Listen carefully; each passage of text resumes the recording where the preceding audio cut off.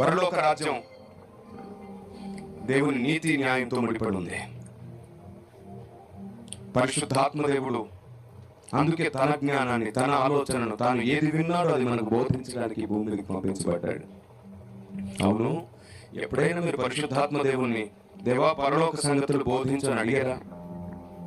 నాకు మొరపెట్టుము, నేను నీకు ఉత్తరం ఇస్తాను, నిగూఢ సంగతులు బోధిస్తానని మాట ఇచ్చాడు.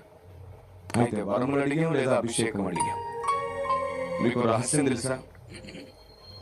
నీ అభిషేకం, నీ వరం సాతాన్ని భయపెట్టలేదు. ఎందుకంటే వాడి దగ్గర కూడా సామర్థ్యతలు ఉన్నాయి, వాడి దగ్గర కూడా బలములు ఉన్నాయి. నీ అభిషేకంతో వరములతో వాడు భయపడలేడు. నీలో వాడికి తెలియని దేవుని జ్ఞానము, సత్యము నివాసం చేస్తే వాడు నీకు భయపడతాడు. ఎవరిలో దేవుని సత్యము నివసిస్తుందో వానికి సాతాను భయపడతాడు. దేవునికి స్తోత్రం కలుగునుగాక. మరి సత్యము బోధించే ప్రవక్తలు, అపోస్తులే లేరు అంటే ఇంకా సాతాను అసలు దెబ్బే కొట్టేశాడు, అసలైన దాని మీద కొట్టేశాడు. దేవుని ప్రజ, పరిశుద్ధాత్మ దేవుడు ఈ భూమి మీద చేస్తున్న కార్యాన్ని గుర్తించడం నేర్చుకుందాం. మీకు తెలుసా, మనకు 2 దీపాలు దొరకాలి. ఒకటి వాక్య దీపం, రెండోది భక్తుడు అనే దీపం. ఈ 2 దీపాలు మనకు దొరికిన రోజున మనం దీపమై వెలగడం ప్రారంభిస్తాం. దేవునికి స్తోత్రం కలుగునుగాక. వాక్యము దీపం అనే మాట నేను కొత్తగా చెప్పక్కర్లేదు, కానీ భక్తుడు దీపం అనే మాట మీరు గుర్తించాలి. ఎందుకంటే బైబిల్లో ఇలా రాయబడింది, అతడు మండుచు ప్రకాశించు దీపమై ఉండెను. కాబట్టి దేవుని ప్రజ, దేవుడు ఎంపిక చేసుకునే, దేవుడు వాడుకునే భక్తులు దీపాలు. మనకు వాక్యం చదివితే సొంతగా అర్థం కాకపోతే వారు వచ్చి మనకు దాన్ని వివరించి అర్థమయ్యేటట్లు చేస్తున్నారు. కాబట్టి వాక్యం అనే దీపం, భక్తుడు అనే దీపం దొరికినప్పుడు మనమే మండుతున్న దీపాలం అవుతాం. Praise the Lord. ఇప్పుడు చెప్పండి, ప్రకటన గ్రంథంలో ఉన్నటువంటి దీపస్తంభంలో ఏమేమి ఉన్నాయి? దీపస్తంభము, ఒత్తి, అగ్ని, నూనె, కత్తెర.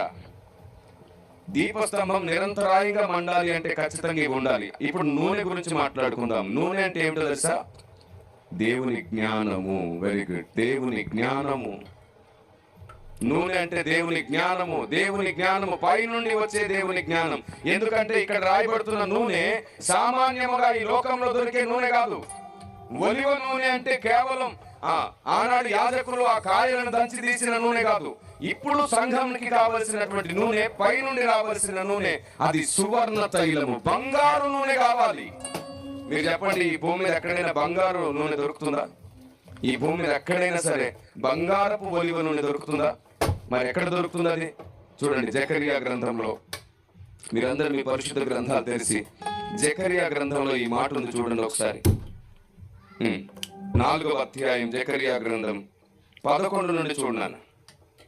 దీపస్తంభంలో ఎలాంటి నూనె ఈ అంత్య దినాల్లో పోయబడుతుందో చూడండి. దీపస్తంభమునకు, ఈ అంత్య దినాల్లో దీపస్తంభంలో పోయబడవలసిన నూనె ఏమిటో ఇక్కడ రాయబడింది. చదువు నాన్న. దీపస్తంభమునకు ఇరుపక్కల నుండి ఈ 2 ఒలీవ చెట్లు ఏమిటి మరియు 2 బంగారపు కొమ్ముల్లో నుండి సువర్ణ తైలమును కుమ్మరించు ఒలీవ చెట్లకున్న 2 కొమ్మలను ఏమిటనియు నేను అతను అడుగుగా, ఏ తైలము? 2 బంగారపు కొమ్ములలో నుండి సువర్ణ తైలము అంట. ఇప్పుడు చెప్పండి, భూమి మీద సువర్ణ తైలం దొరుకుతుందా? పరలోకం నుండి రాబోతుంది. దేవునికి స్తోత్రం కలుగునుగాక.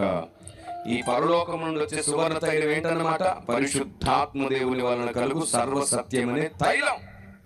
మీకు తెలుసా, 10 మంది కన్యకలు 5 ఎందుకు విడవబడ్డారు? నిద్రపోయినందుకు కాదని చెప్పుకున్నాం కదా. మరి నూనె సమకూర్చుకోలేదు కాబట్టి విడవబడ్డారు.